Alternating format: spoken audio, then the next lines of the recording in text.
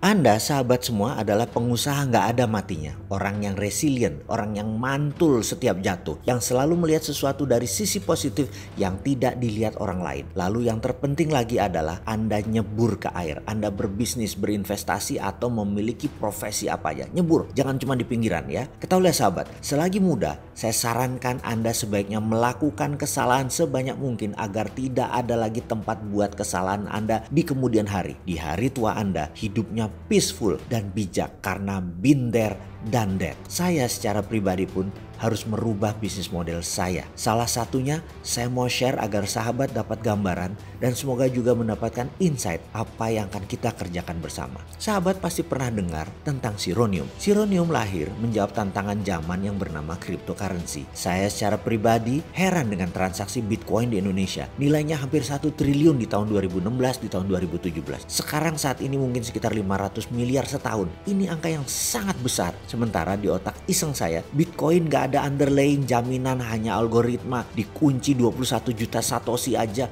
orang percaya. Apalagi kalau saya membuat cryptocurrency berbasis blockchain namun ada underlyingnya. 9 bulan mempelajari blockchain. Maka saya pastikan Bitcoin adalah blockchain, tetapi blockchain bukan Bitcoin. Jadi pada 27 Juli 2018 Sironium menggunakan jaminan emas. Awalnya saya memberikan jaminan 100 kg emas sebagai underlayingnya. Ternyata kita disemprit sama otoritas yang katanya tidak boleh ada mata uang lain selain rupiah di Indonesia. Lalu kita tanya, lah kalau Bitcoin? Oh itu punya asing. Lalu kami pun pindahkan headquarter Sironium. Kami buat perusahaan di Malta, Italia, lalu akuisisi PT Sironium Indonesia. Dan kami pun dipanggil lagi sama otoritas. Kalian bawa Sironium jadi keluar negeri. Lah, pajak kaminya dapat apa? Buar, bingung saya mendapat pertanyaan dari pejabat seperti itu. Buat lokal nggak boleh, buat dari luar nggak boleh. Mau mopo? Lalu 6 bulan yang lalu kami pun kepikiran. Kami ini kan NKRI garis lucu.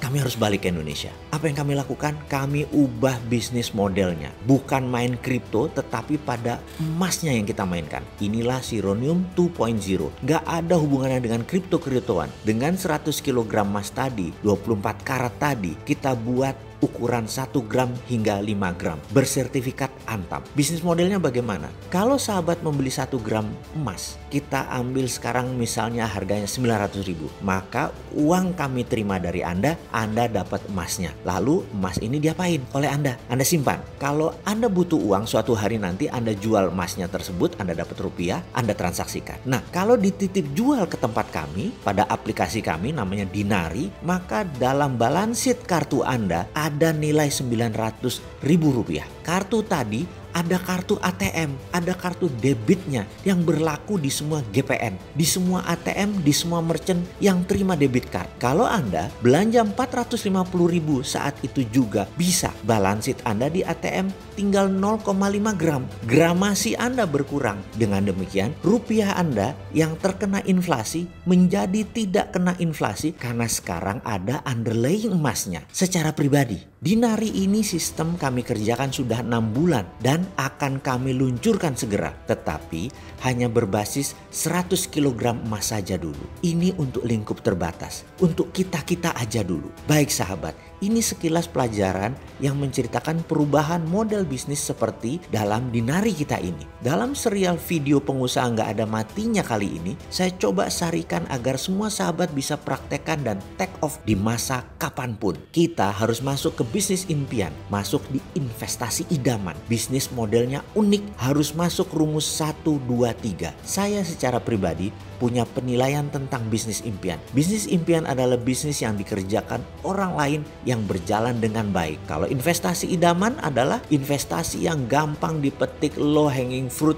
dan tidak ada orang yang melihat, masih blue ocean. Saya jelaskan sedikit maksudnya. Dalam investasi jangan pernah menawarkan kepada orang atau investor sebuah investasi yang belum jalan atau greenfield. Pasti 99% orang jawab tidak minat. Kemudian pastikan juga bisnis tersebut sedikit pemainnya, tapi pasarnya besar. Kemudian kenalilah CEO kaya Anda. Saya seorang mekanik. Saya kalau berbisnis, bisnis impian saya adalah memiliki bisnis yang dijalankan oleh orang lain dengan baik. Dunia operasional bukan dunia saya. Saya tidak detail. saya tidak terstruktur. Cara otak saya berpikir tidak terstruktur. Kesukaan saya adalah menyusun puzzle dan membuatnya jalan lalu saya tinggal. Nah, urusan rumus matematik kemakmuran saya letakkan terakhir agar lebih mudah difahami. Seperti dalam video sebelumnya. Ingat huruf FLOA. Value Anda harus tinggi, leverage Anda harus banyak, produk Anda harus banyak dan bermutu tinggi, pasar Anda besar dan sering. Semoga sahabat semua paham dan mendalami rumus sederhana ini, pasti kita akan makmur. Ini rumus universal, di mana semua orang yang telah mencapai kemakmuran di belahan bumi manapun, sejak dari zaman dulu kala, misalnya 3000 tahun sebelum Masehi, di zaman Babilonia, di zaman Bizantium,